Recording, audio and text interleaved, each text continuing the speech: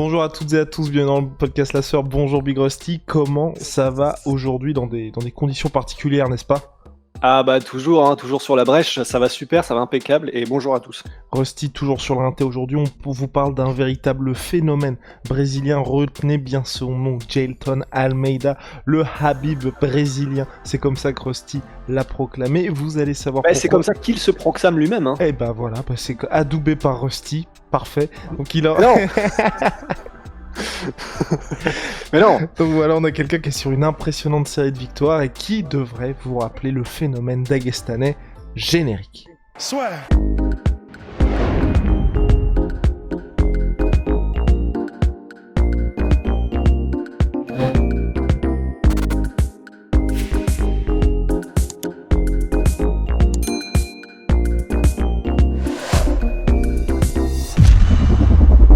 Vous êtes aussi nombreux à nous poser des questions sur les gars. Où se trouve Polydopso actuellement? Eh bien, rassurez-vous, il a déjà pris quelques petites pauses dans sa petite carrière avec la sœur, et là, il prend une nouvelle pause, et il reviendra ou pas très bientôt. Stay tuned en tout cas. Donc oui, Jailton Almeida, donc qui est sur une impressionnante série de victoires, révélé lors des Contender Series en s'imposant face à Nasruddin Nasruddinov, qui est un pensionnaire du MMA Factory, Management Factory. Et donc là, il a poursuivi, il a confirmé avec une sacrée victoire lors de l'UFC Vegas 47 le week-end dernier. C'est simple, ce monsieur ne connaît que le finish lors de ses 15 victoires en carrière chez les professionnels. Bah, il connaît que le finish et en plus de ça, c'est un spécialiste des finitions rapides. C'est-à-dire que je crois qu'il n'a jamais connu le 3e round, si je ne m'abuse. Donc effectivement, en plus, il a un équilibre dans les soumissions et les KO. Après, je crois que les TKO, si c'est comme celui contre Danilo Marquez, donc son dernier combat à l'UFC qu'il a plié en un round encore une fois, c'est pas vraiment des KO, c'est plutôt des TKO. C'est-à-dire que c'est en grand non-pound généralement. Parce que, donc voilà, ce gars-là, en fait, Jailton Almeida, il est vraiment intéressant parce que, en fait, ces idoles de jeunesse reflètent bien l'évolution dans son style et c'est vraiment intéressant parce que généralement, quand tu as quelqu'un qui est un striker, normalement, en gros, il développe son style autour du striking et après, oui, il apprend les autres domaines du MMA, donc la lutte, le jiu-jitsu, etc. Il lit tout ensemble. Mais en gros, il a toujours ce truc favori, quoi, le truc que tu découvres, dans lequel tu es le meilleur assez tôt, etc. Lui, ce qui est vraiment marrant, c'est que ses idoles de jeunesse, il le dit, c'était José Aldo et Anderson Silva, donc il est brésilien, donc ça aide aussi évidemment. Mais donc des prodiges du striking, même si ce sont des bons combattants de MMA complet. Et en fait, ce qui est vraiment marrant, c'est que là, depuis quelques années, il le dit, maintenant, ses idoles et les gens qu'il adore regarder, c'est Khamzat et Khabib. C'est vraiment intéressant. Et en gros, il dit, moi, je regarde toutes les vidéos de Khabib, je regarde tous les petits détails que je peux regarder, j'adore son style, le Khabib style. Et en gros, il le dit, moi, c'est ce style-là que je veux amener parce que c'est le style le plus efficace. Je veux être en mode Khamzat, je représente, disons Khabib et Khamzat, mais surtout Khabib. Je veux être un espèce de représentant du style Khabib. Et force est de constater que ça marche parce que honnêtement, l'efficacité avec laquelle il utilise sa pression, sa lutte et sa progression une fois qu'il est au sol, son ground and pound, ses tentatives de soumission, il est tout le temps en train de te presser, mais vraiment, mais comme un citron jusqu'à ce que tu abandonnes ou jusqu'à ce qu'il utilise la soumission ou jusqu'à ce que l'arbitre arrête. Et c'est vrai que c'est impressionnant. Alors, on est dans la catégorie de feu John Jones, on est dans la catégorie de Glover Teixeira, les light heavyweight en moins de 93 kilos, qui en plus est une catégorie qui est pas forcément super remplie, même si là on a du 109 avec par exemple donc le prochain prétendant au titre, Jiri Prochaska. Mais c'est vraiment intéressant et c'est qu'est-ce que c'est que ce regard là?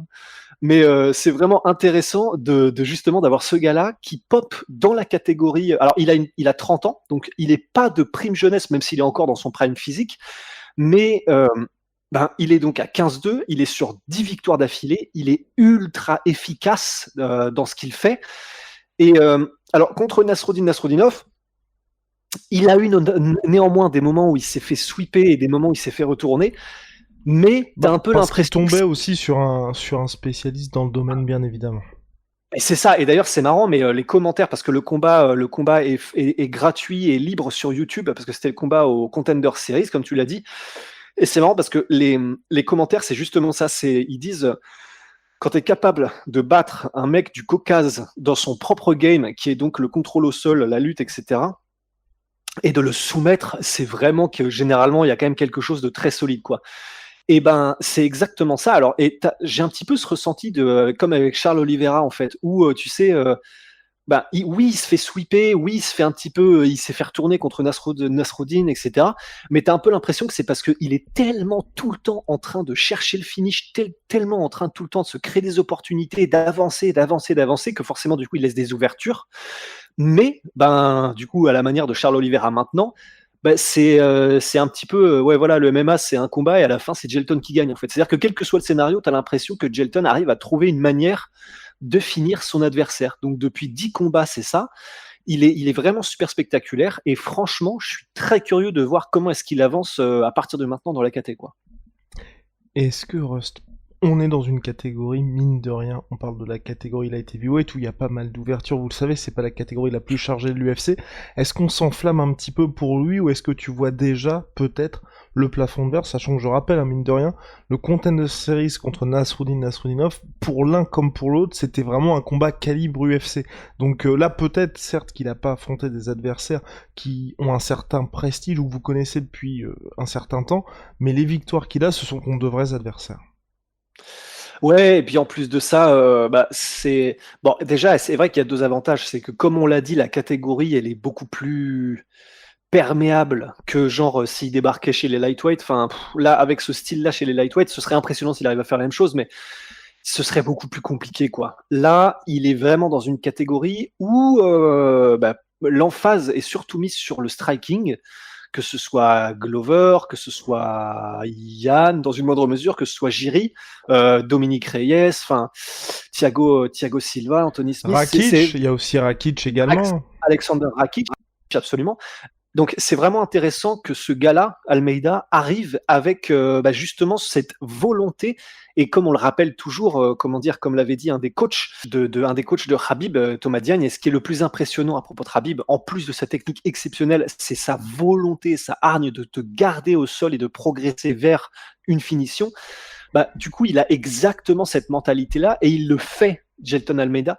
Donc en fait, peut-être qu'on s'embrasse un peu et peut-être qu'on s'enflamme, mais en tout cas, ce qui est sûr, c'est qu'il apporte quelque chose de vraiment nouveau, de vraiment intéressant. Il a une personnalité intéressante, il a un style intéressant et surtout qui marche, qui est efficace. Donc en plus, il est bah, physiquement, il a l'air très très très très chaud aussi. La première chose que je me suis dit en le voyant, c'est vraiment j'avais l'impression de voir la musculature de Spider-Man. Je sais pas pourquoi ça m'a fait cet effet-là. Tanké de ouf. Il a cette mentalité-là qui va vraiment faire du bien et qui est intéressante et originale.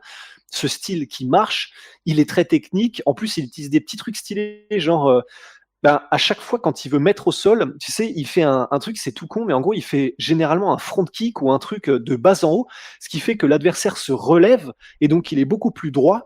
Et en fait, il utilise le moment où le mec est relevé et revient pour plonger dans les jambes. Donc en gros, il se gagne du temps et il se crée une ouverture où le gars est droit et plus du tout prêt à défendre une amenant takedown par du striking, par un truc tout simple. Ça peut être un front kick, un uppercut, une feinte, etc.